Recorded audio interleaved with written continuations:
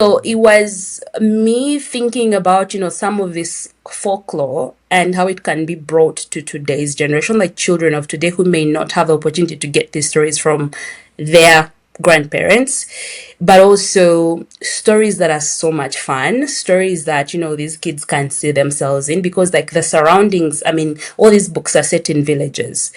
And this is not to say that it's a representation of what village life typically looks like in Uganda, but it's a glimpse into it.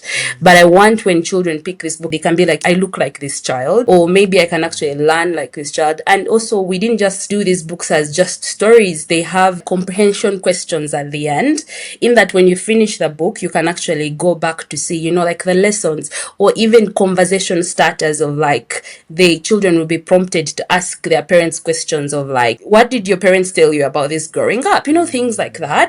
I'm hoping that they're not just stories that children read and enjoy. I mean, there's that element, but also to start conversations about, like their heritage, where they come from, because most of the time it's like you have kids in Kampala or in the urban centers, and some of them have even never gone to the villages. And I feel like that history is what makes us who we are. Like it's what forms our identity. Because when we don't have that, then you have a generation of people who just don't know who they are. You can be swayed because you don't know who you are. I feel that, these stories are kind of some of the elements that help ground us in who we are. And I think it's a good age and a right stage in life for children to start believing in these things, to know the importance of them. And I feel that, if these stories can contribute to that, I feel like I will have done something that will make me really proud.